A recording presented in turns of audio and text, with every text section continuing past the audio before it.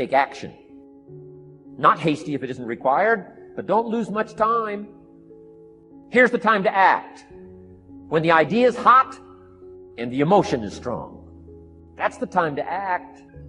You say, Mr. Ron, I'd like to have a library like yours. See if you feel strong about that. What you got to do is get the first book and then get the second book. Before the feeling passes and before the idea gets dim, action pronto. Action immediate. Action as soon as possible.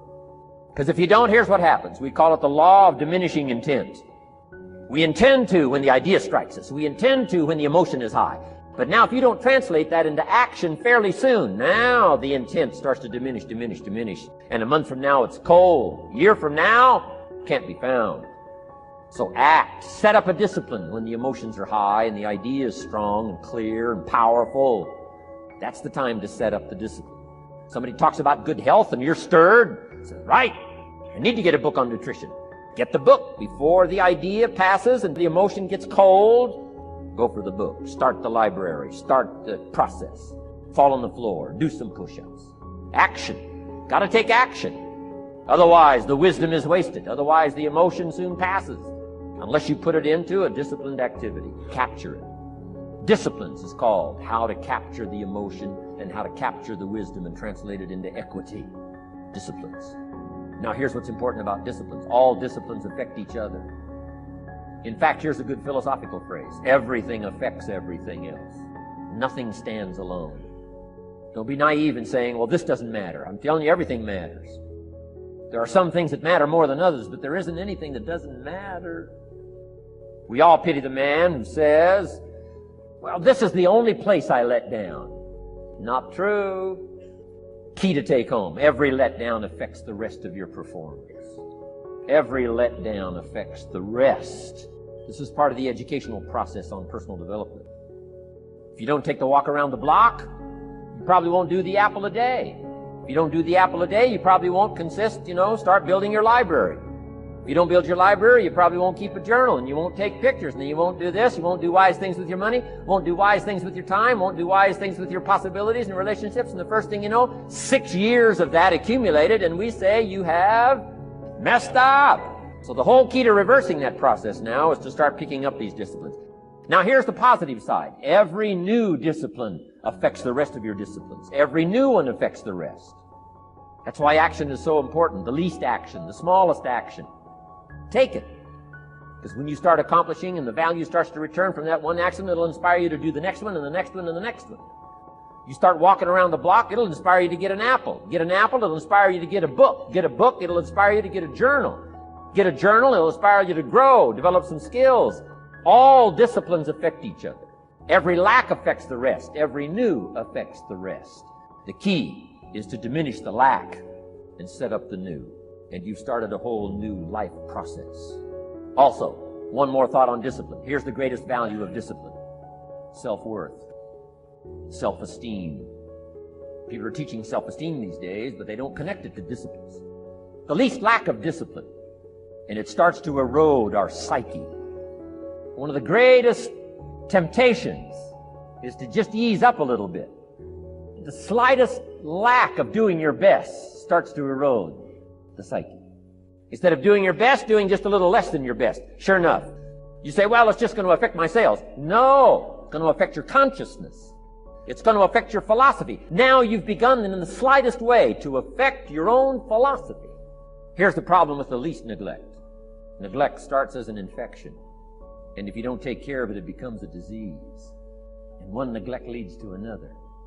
And the worst of all, when neglect starts, it diminishes our self-worth, our self-confidence, our self-value. You say, well, how can I get back my self-respect? I'm telling you, you don't have to go to 29 classes. All you have to do is start the smallest discipline that now corresponds to your own philosophy, like I should, and I could, and I will.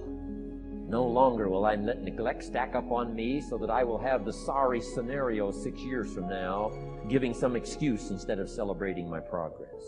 That's the key to discipline. One more, and then one more, and then another one, and then another one, and then some more. And the first thing you know, you're starting to weave the tapestry of a disciplined life into which you can pour more wisdom and more attitude and more strong feeling, more faith and more courage. Now you've got something, a vessel in which to put it. And now the equities start to flow. And the early return, I'm telling you, if you'll start this process, the early return will have you so excited. You'll commit yourself to this strategy for the rest of your life. You'll never go back to the old ways. Join a new crowd. Join a new group. The disciplines to do. Take action. I recommended the last time I was here the little book, Richest Man in Babylon, and I said I've lectured now to over 3 million people in the last 33 years, and I've recommended this little book to almost all of them, I think. Guess how many have actually gone and got this little book? Answer, very few. My best guess is 10%.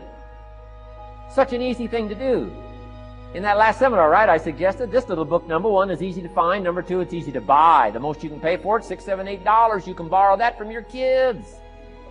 And number three, it's easy to read. But if it's easy to find and easy to buy, and if it's easy to read, why wouldn't everybody go get it? We don't know. What do you know? You don't know. I don't know. Nobody knows. Here's how profound it is. Some do and some don't. Now here's the numbers. About 10% do. 90% don't or won't. We don't know the mystery of that. And I'm telling you, 10 years from now, those numbers will still be the same. 10% will, 90% won't. The numbers don't change. Only the faces change. You're looking at one of the faces. I used to belong to the 90% who couldn't be bothered even if it was easy. Guess how many people have a library card? Wisdom of the world available. Transform your life in any value amount you want. By the way, how much is a library card in Texas? Free. Here's what free is. Easy. I mean, it can't be any easier than free. Somebody says, well, would you bring it by? Well, no. At least you got to go get it. No. Wisdom of the world available. Transform your life spiritually, socially, personally, economically, and every other way. Teach you how to be rich and powerful and sophisticated and healthy, influential. How many people have a library card? Answer, 3%. 97% couldn't be bothered. Guy specializes in happy hour, but he doesn't have a card. And now readily and quickly blames the government and blames his company and blames policy and blames the pay scale. When if he only knew, if he joined the 3%, here's my advice to you today. Walk away from the 97%. Don't talk like they talk. Don't act like they act. Don't go where they go. Don't specialize in what they specialize in. Throw away the blame list they cling to. Start you a new life. You say, well, is it as simple as getting a library card and join the 3%? And the answer is, of course. Of course. That's how easy this stuff is.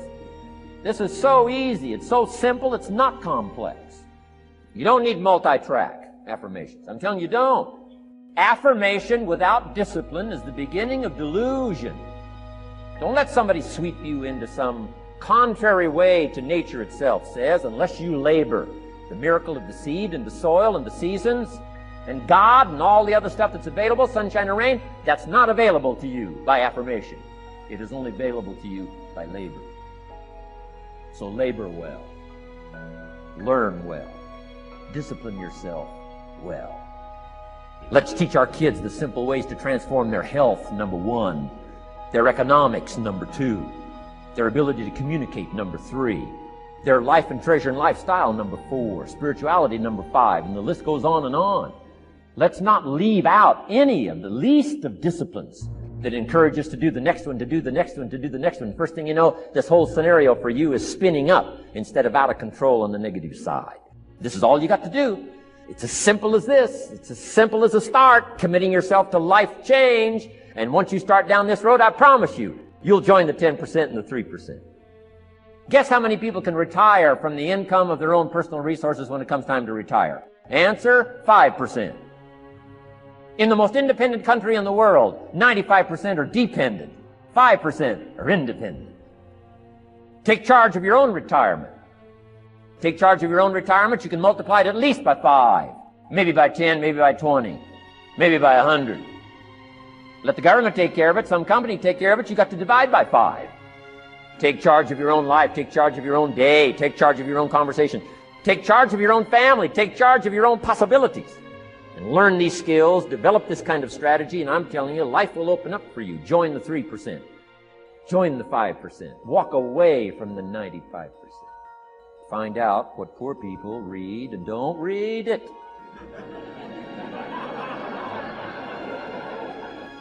I'm telling you, don't talk like they talk. Lend a helping hand, but don't fall into their poor philosophical scenario. Don't blame what they blame. Don't use the excuses they use. It's called the language of the poor. Switch gears, switch language, switch ideas, switch strategy.